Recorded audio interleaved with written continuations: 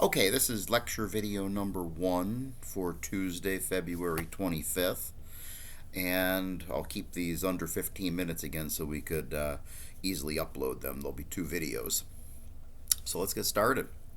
So the purpose of this first video, or this video today, the two combined, is going to be that we're looking at what is called the most important election ever.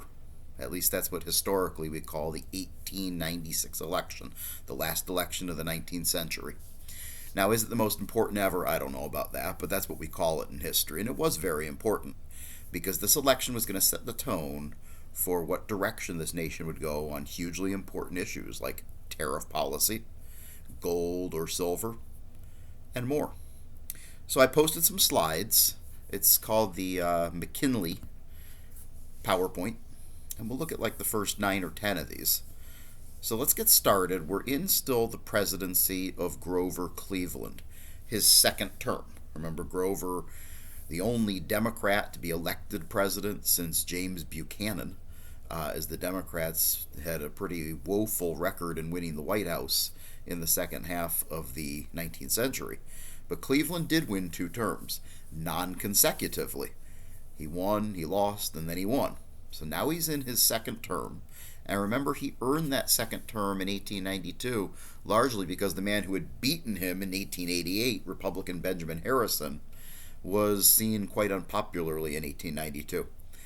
There was a lot of anger about the McKinley Tariff of 1890, which had greatly increased the tariff rate by as much as 50% on some imported goods. And the end result was much higher consumer costs for consumer goods, and the American economy was suffering because of that. So we head into what's called the Panic of 1893 in the first year of McKinley's presidency. Now here's the way politics works. If the McKinley protective tariff was a significant reason for this, Cleveland was opposed to that. Grover Cleveland is a Democrat. He's a low tariff guy. Even though he's a very pro-business Democrat and pro-gold, he's a low tariff guy. So he vehemently disagreed with that. However, he inherited it, and he is unable to get any changes. The Republican-controlled Senate, as he began the presidency, the Democrats held the House, Republicans held the Senate. The Republican-held Senate would not budge on that. So Cleveland's going to get blamed for the bad economy, where he's going to argue, but the tariff has nothing to do with me. Nevertheless, that's the game of being president. You get blamed when things go wrong, whether you deserve it or not. There were other causes of this panic, though. We had too many railroads. It's a similar reason why we had a panic back in 1873 when Grant was the president. In 1893, both the Philadelphia and Reading railroads, 2 major railroads in the Northeast, collapsed, closed their doors. Many of the loans they held were then defaulted upon, which led to bank failures. Add to that a drop in agricultural prices, you have the perfect recipe for a disaster. And that's what happens. This economic downturn hits the industrial sector of the economy terribly. High unemployment results, double digits. Which in the end results in a lot of chaos and even violence. We start to see labor unrest, not just because of the rising unemployment, but because we're seeing unions become more powerful by the turn of the century. We're not getting anywhere to the point where they're going to be really powerful like in the 19 teens, but they are getting more power, and there are some unions that are practicing more radical tactics. We see that with a couple of violent strikes, actually both in Chicago, with the Homestead strike and the Pullman strike. And there's more in your readings. You could take a look at those if you're interested in the details of them. Slide 4, we see political unrest. President Cleveland, though a Democrat, is a gold Democrat. He's a former New York governor. He's a pro-business guy. He believes in the gold standard. He believes that gold tops silver. Well, Cleveland's support for the gold standard causes a huge division in his party. There were signs of this in his first term, but now as this issue really is heated up and we're on the verge of making some critical decisions on gold or silver, Westerners in particular, and Southerners, but Westerners in particular, break sharply with Cleveland. You put it all together, his first 2 years are miserable. Republicans gain 117 House seats in 1894. That is the biggest bloodbath of a midterm election ever in American history to this day. I mean, the Democrats get clobbered. They lose nearly all their votes in the House. What was a majority turns into back to super minority type numbers. We also see a new political party beginning. They call themselves the Populists. And this is a party that is very much a party of the West. When I talk about the West, I mean largely states west of the Mississippi River. These states were the most pro-silver.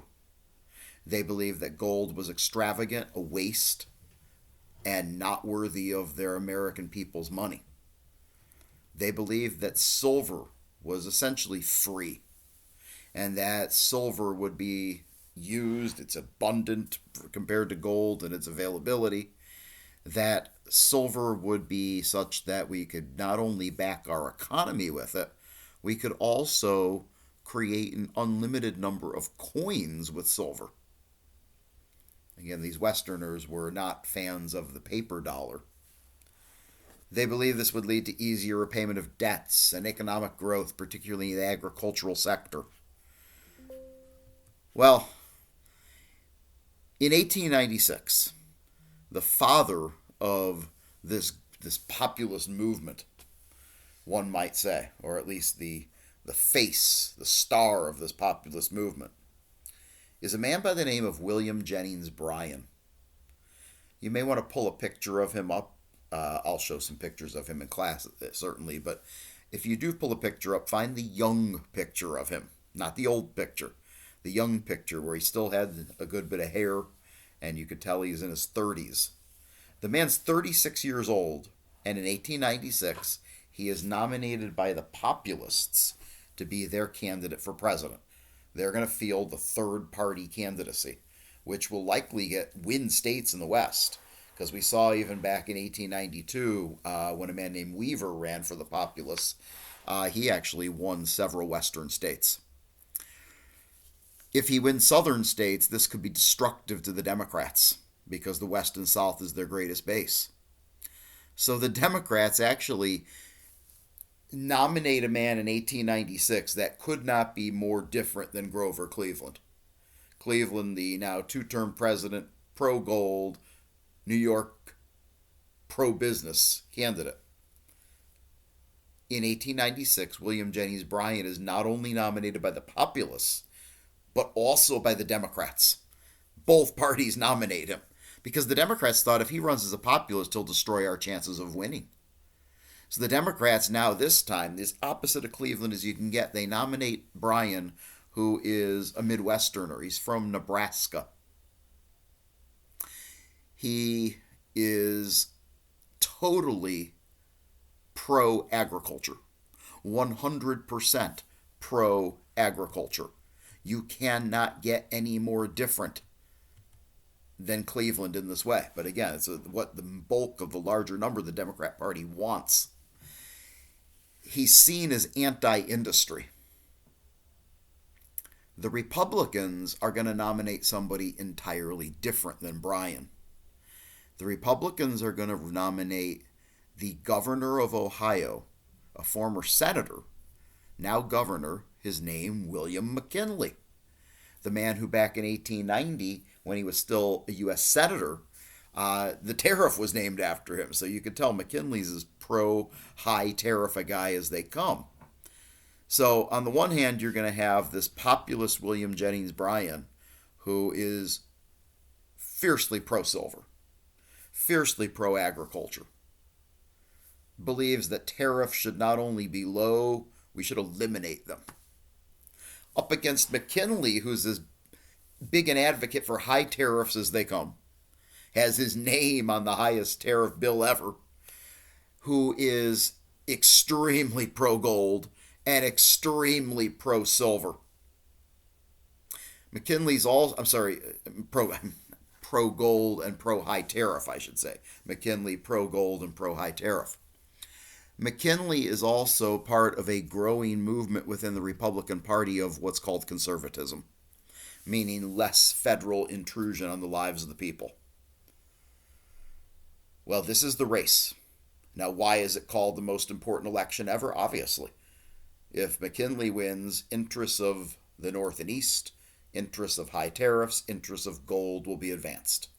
If Bryan wins, the interests of the South and West, interests of the agrarian society, and a pro-silver approach and low tariffs, virtually no tariffs, would be his desire. You're not going to get much more of a stark difference between these two men. So this race is going to be hugely important to determine where the future of the country goes. The contrast between the candidates also couldn't be any more different in their age. You know, we've got this 36-year-old William Jennings Bryan who is a spellbinding orator. He's charismatic. People will travel hundreds of miles to see him speak. And he'll take the train around the country, particularly in the South and West, making speeches. Bryan is also deeply fundamental in his Christian faith. And he makes that a big fact that is known out on the campaign trail. In fact, when he accepts the nomination for president of the Democrat Party, he gives the so-called Cross of Gold speech, where he folds his arms in the shape of a cross, making himself look like Jesus. And he speaks of the importance of protecting agriculture in America. He actually says you could burn down our cities and they could be rebuilt. But if you burn down our farms, people will starve. There'll be no food. We won't survive. As popular as Bryan is out to the agrarian society of the South and West, he is that unpopular in the Northeast. He is that unpopular in the upper Midwest, where industry, where big business run and rule the economy. They fear that he would destroy the economy with his refusal to accept a gold standard and being pro-silver, with his low tariff position. They fear a President McKinley would be catastrophic. Well, let's move on to who McKinley is. But before we do that, let's switch videos. This one uploads under 15 minutes. And now you're going to move to lecture video number 2 at this point.